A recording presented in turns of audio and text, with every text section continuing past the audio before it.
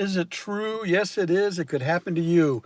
Hello, everybody. It's Tuesday, December 24th. It is Christmas Eve day right now.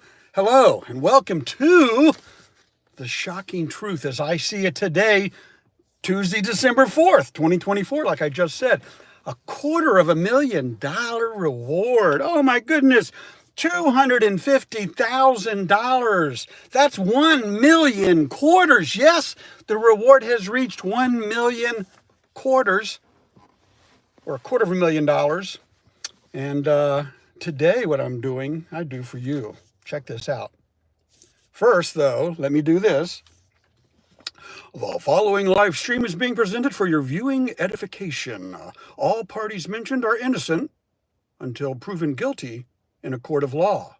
All information presented herein comes from public records and/or, yes, it's true, it could happen to you, my opinions. Hey, listen, before I get started, I want to do a special shout out to Jen Coffindaffer. Those of you in the online crimes and stuff going on around the world, she is a proven professional. And I think she said on the recent podcast I'm talking about, she is now a professional witness because of her database and wealth of knowledge in her mind. Hey, what's up, Mary? How are you? But Jennifer Coffindaffer, for her podcast yesterday, and if you have not seen it, I rarely watch any content creator that goes over 30 minutes. She went an hour and some, and I listened to her. You know why? It's entitled Sebastain Rogers, Talking Facts and Foul Play. And she professionally stuck to the topic with facts and opinions. Jen, keep doing what you're doing. You taught me a thing or two, and thank you. And, I just had to start that out because it kind of got me thinking in a different way. And today, I think you'll be surprised to hear what I'm going to talk about, if I can ever surprise anybody anymore with all the nonsense that's out there that's negative. You know, look at Jen Coffindaffer as a good example of how to stick to the story and not the people. The only people she's talking about is Sebastian and, of course, the people involved in the case. So yesterday, I asked the community at large, who should I talk to today, right? Your choices were for me to talk to, hey, Sharon, how are you? From Michigan. Yeah. Went to, no, that was Minnesota. Never mind. Mall of America. But so yesterday I asked the community, and yes, I'm looking at my notes, okay? I want to stay on task here. I do. Look, squirrel! Did you ever see that show where the dog's like chasing along, all happy, and then he's squirrel? I'm not going to do that if I stick to my notes. So, hey, what's up, Tracy? How are you from Rhode Island? And forgive me of those of you who come on and I don't see and speak to you because I'm going to get back onto my notes here real quickly. But I appreciate each and every one of you. Merry Christmas and Happy New Year. Let's get this going. I asked the community, who should I talk to? Your choices were, and I believe at the end of when I took this snapshot, 100 people voted. The choices were, do I talk to Bubba Gump, the sly stepdad, to the mommy and chained for life wife number 5, to Papa Smurf, the loving biological father, or to those in the circle of reward fear, or the circle of fear reward. That circle, and you know who I'm talking about, that have knowledge of what really happened, but have kept their mouths shut. You know what that means? Yeah, it means they're just as guilty as if they were the ones that perpetrated the crime. And you know what? It was surprising. I got a little insight out of this. The respected percents in the order that I just named them. Bubba Gump got second place with 38% of the vote. Wow, good job, Bubba. And in second place, let's see, 38%. No, that was Bubba Gump, 38%. Mama got 44%, and Papa got 6% of the vote. And to those who know about what happened, making them just as guilty, 12%. So yes, from those stats, I see that folks really are starting to get tired of Bubba Gump and his ever-changing BS shrimp stories. Those of you there know what I'm talking about. And everyone knows that Papa Smurf loves his son. He's the biological father of Seth. Seth is the biological father of Sebastian. Let me correct myself before everybody else does. Lord knows they do. coming in third and with 6%, and those with the knowledge coming in with 12%, Mama won. She did, coming in with, what was it I said, 44% of the vote. So, with that being said, let me make sure I haven't digressed. Yes, Virginia, I will be talking to Mommy and Chained for Life wife number 5. We'll just call her Katie, okay? And here's what I'm going to do today, folks. This is what's really going to, here's the twist for today for you. For those of you following along, right? I will be talking to her as if she is innocent, not just in a court of law, but in reality. In and out of law, Battle Creek. Cold, hey, Sharon. It's cold here, but not that cold. But I'm going to talk to her as if she's innocent, because you know what? She very, very well may be innocent. You see, like it or not, we in the internet community, we don't know all the facts. We don't, not one of us. Not him or her, not them or those. We don't know. Those who know are called law enforcement, and they don't disclose all their facts, as many of you may think, okay? You can go to the Sumner Sheriff's Office, you can go to the Tennessee Bureau of Investigation, you can go to the FBI. You're only going to be told what you're allowed to be told, period, okay? So with that said, let me get back on my notes here. And think about this or not. On this day, Christmas Eve 2024, and this is what really got me going. If Mama is innocent, can any of you imagine what she's going through today? You see, if she's innocent, well, regardless of her innocence, this is the first Christmas Eve she's spending without her son. And I'd like to think that she is innocent, okay? Sadly, what is she going through tonight? Her first without her son. And waking up tomorrow morning, Christmas Day, Christmas morning, waking up. What if Mama really is innocent?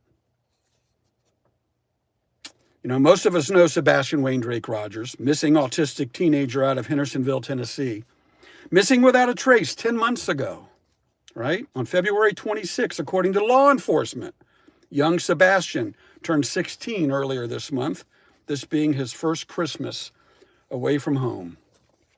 So join me now as I switch from talking to you, the viewers, over to talking to wife number 5, who we believe is currently alive. Here we go. Hey, Katie, how are you? People keep judging you. 10 months later, everyone is speculating about this and that. Everyone is shocked at all the rumors, statements, photographs, and videos. I'm just as guilty of thinking so many things and knowing very little when it comes to what actually happened. In fact, all of us on social media, we're either doing you the greatest of injustices of all, should you actually be innocent, not just in a court of law, but also outside of court, as we are doing the most horrible jobs in helping you, an innocent mother of a missing child, on Christmas Eve. And if so, shame on us, not on you. Katie, I want to ask you something. Now think about this really seriously for a second, Katie. Let me get your attention. Forget everybody else. Forget the comments for a second. Katie, listen to me and you right now for 1 second. Let me ask you something. If anything is possible until ruled out, Katie, is this possible that when you went to sleep late on the night of the 25th, when you woke up and heard a thump, is it possible that someone with all the ins and outs on how to get Sebastian in and out of the house without your knowledge, an innocent mom talking to her husband on the phone, getting drowsy, here's a thump in the night. Stick with me here, folks. I'm getting emotional over this. I'm trying to calm down. Got to get back onto my notes. Someone with all the ins and outs of the house on how to get Sebastian out quietly while you were asleep. Perhaps that bump in the night was when that person was quietly taking your son, Katie, with someone whispering to him, as soon as you said, Sebastian or son, he whispered, say, I'm okay, Mom. And Sebastian said that out loud to you. How many times have you asked yourself, had only I gotten up when I heard that thump and looked and checked on him? I find myself wondering how many of us as parents have ever heard a thump in our child's room and said, "Hey, you okay?" To be told yes, and didn't see our older child until the next morning because we thought everything was fine. Katie, is that you? How easy it is for us on the fence to all chirp along what we think when we, as Chris says, we don't know what we're talking about. Katie, what if he's right? Because is it possible he was involved while he had you on the telephone? And if Chris is innocent in and out of court, who else in your family or friends and relatives has that inner family knowledge that would allow them to sneak him out while you were asleep? So many speculations here. Here's the big one. I want to ask all of my viewers right now, so take a step back, everybody. Katie, you too, take a step back for just a second and tell yourself that Katie is innocent. I challenge you all to forget that nonsense look on your face and look through a different lens at this case. What if she is innocent in and out of a court of law? Then what are we missing? What am I missing? What are you missing? Katie, speak up. We want to hear from you, girl. Especially if you're innocent. Now more than ever, Christmas Eve. Give a Christmas Eve message to the world about your son, how wonderful he is, how wonderful Christmas mornings are waking up with him. Speak up, Katie, please. And with that I say, this is the shocking truth as I see it today, Tuesday, December 24th, 2024. Subscribe if you liked and join if I'm right, and catch me live on YouTube every day for the rest of my life. Remember, sometimes we go fast in life. We're all capable of going 100 miles an hour. Yeah, when we sneeze. What am I talking about right there? A sneeze travels out of your mouth at more than 100 miles an hour. Some of you are speaking words faster than that. Slow down. Look through a different lens. And remember this above all things. Hug those you love and see. You never know when that's the last hug they may ever get. And tonight, when you pray, if you pray, please add Sebastian's name and those that love him to your prayer list. Merry Christmas. Happy New Year's. I'll see you all tomorrow. High five and out for Sebastian. I am SubaruSteve Montgomery.